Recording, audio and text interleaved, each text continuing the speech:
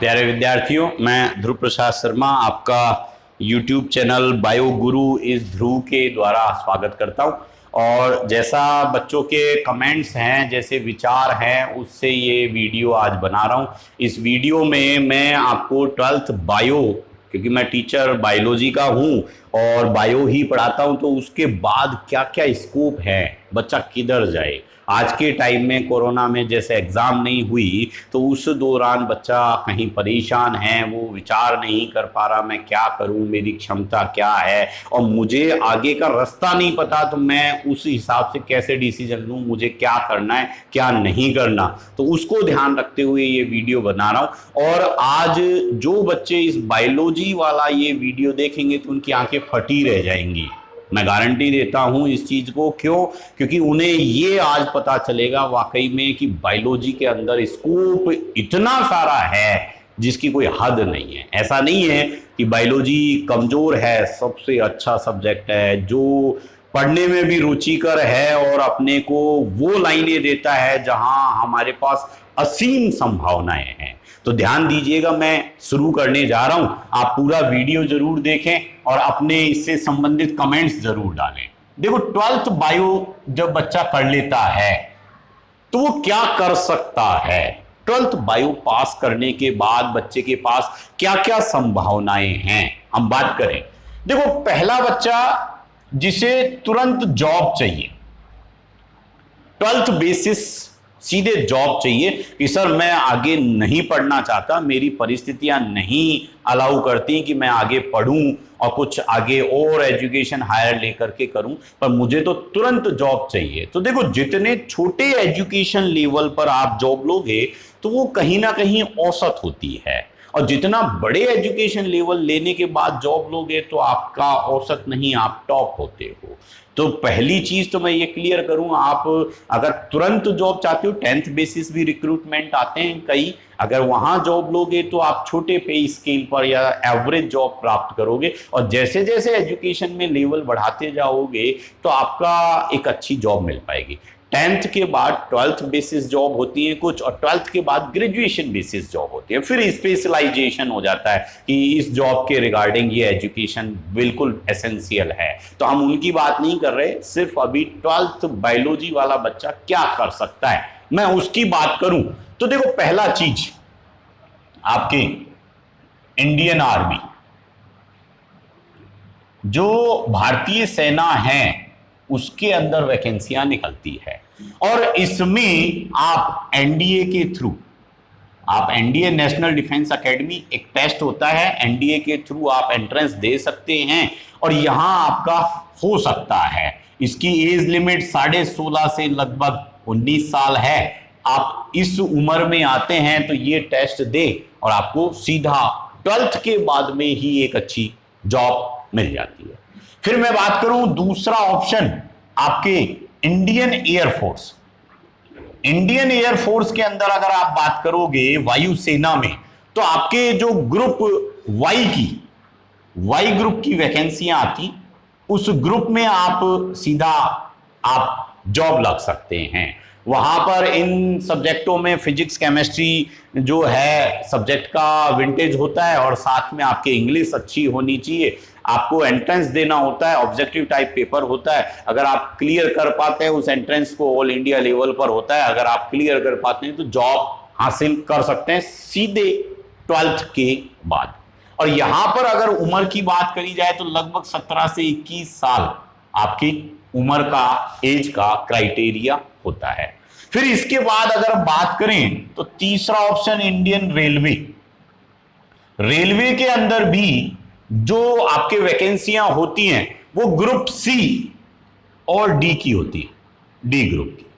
और इन वैकेंसियों में भी जनरल कंपटीशन से संबंधित ऑब्जेक्टिव टाइप पेपर क्वेश्चन आता है, और इसकी एज लिमिट लगभग 18 से 33 साल के आसपास होती है, जो सीधा 12th बायो वाला बच्चा यहां पर आपको दे सकता है इस एग्जाम्स को। और इन एग्जाम को क्वालिफाई करने के बाद आपका फिजिकल मेडिकल होता है और आपको जॉब मिल जाती है। अभी जैसे राजस्थान वैकेंसी में, राजस्थान में पुलिस में निकली है, पुलिस के अंदर जो कांस्टेबल भर्ती है, कांस्टेबल भर्ती आपके 12th बेसिस है, और उस 12th बेसिस अगर आप कांस्टेबल का एंट्रेंस देते हैं तो आपका फिजिकल और रिटर्न दोनों होता है और 18 से 25 वर्ष की उम्र के अंदर आप नौकरी लग सकते हैं। इसी तरीके से डिफरेंट डिफरेंट सेक्टर हुए, उनके अंदर भी आपके 4th ग्रेड पे बैंक हुआ, उनके अंदर भी 4th ग्रेड पे या आपके एलडीसी जो पोस्टें हैं, छोटी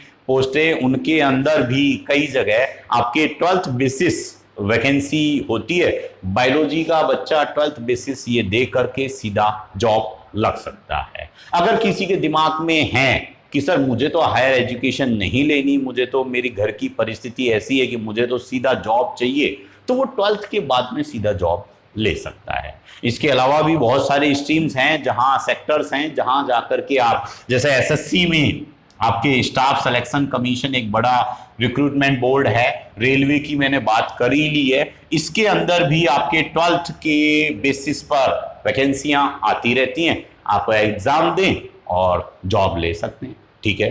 पर यदि वो बायोलॉजी का एक अच्छा बच्चा है तो वो कहीं ना कहीं मेडिकल लाइन में जाने की सोचता है, जॉब लेने की तुरंत नहीं सोचेगा, इन 12th बेसिस जॉब को छोड़ने की कोशिश करता है। तो कहीं ना कहीं वो नीट एक अच्छा एग्जाम है, या एम्स जो है, ये एग्जाम जो है, ये एग्जाम कहीं ना कहीं मेडिकल लाइन से रिलेटेड है। अब यदि बच्चा नीट या एम्स जो है उसको क्वालिफाई कर रहा है तो वो क्या क्या कर सकता है। सबसे पहले तो एमबीबीएस कर सकता है, पहला चीज। एमबीबीएस जो करेगा वो एलोपैथी के अंदर मेडिकल एंड सर्जन का जो कोर्स है वो कर सकता है और यहां से वो डॉक्टर बन सकता है, पहला जो आपके कोर्स है। अगर मान लो एमबीबीएस नहीं कर रहा तो इसके कम नंबर आते हैं, अगर उसे पूरे इंडिया के अंदर जो टॉप रिक्रूटमेंट है, जो कॉलेजेस हैं, वहां अगर उसका नहीं होता तो वो बीएचएमएस होम्योपैथिक जो होता है, bachelor in homeopathic and medical surgeon, ये वो कर सकता है। यहां अगर वो जाता है तो वो होम्योपैथिक के अंदर जो डॉक्टर है, होम्योपैथिक ये आपके कौन सा था, एलोपैथिक,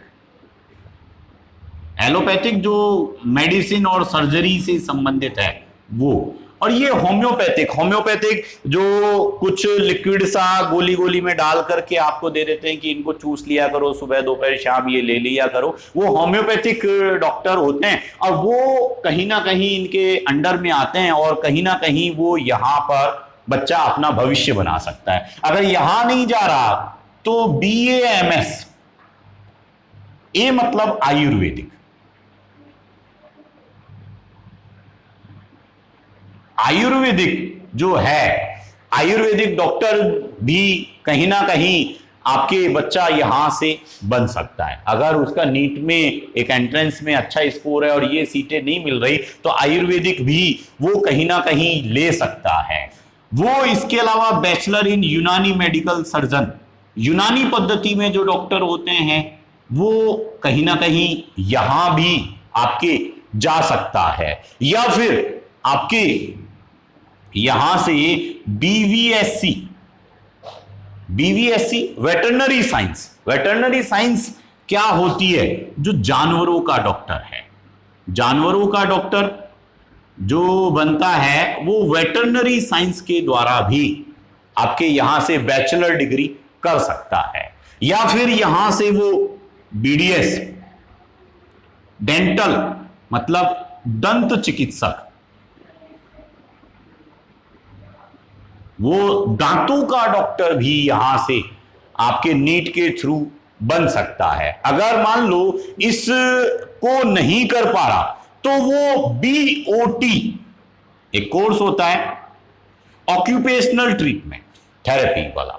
ऑक्यूपेशनल थेरेपी क्या होती है, जो शारीरिक या मानसिक जो व्यक्ति हैं, अक्षम व्यक्ति, शारीरिक और मानसिक अक्षम व्यक्ति मतलब जो दिमाग से बेचारे पागल हैं या जिनके शरीर काम नहीं कर रहे, जिनका शरीर प्रॉपर काम नहीं कर रहा, वो बच्चे क्या वो व्यक्ति से संबंधित जो डॉक्टर होता है वो बीओटी का आपके कोर्स करता है, या फिर इसके अलावा आप चाहें तो यहां से बीपीटी,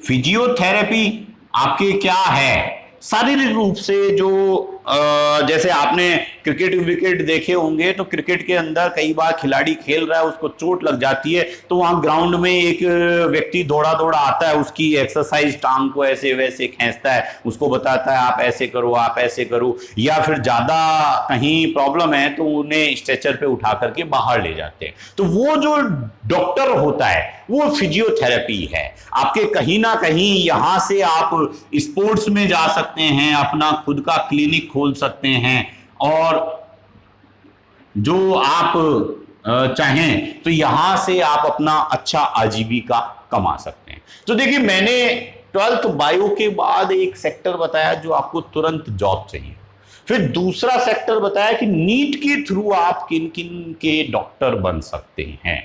ये मेरा दूसरा टॉपिक था कि नीट के द्वारा आप कहां तक पहुंच सकते हैं। मैं इसके बाद में अगर बात करूं तो देखिए, कई प्रकार के अदर मेडिकल डिप्लोमा या कोर्सेज और भी हैं, मैं उसको इसका सेकंड पार्ट वीडियो का बना करके प्रेजेंट करूंगा।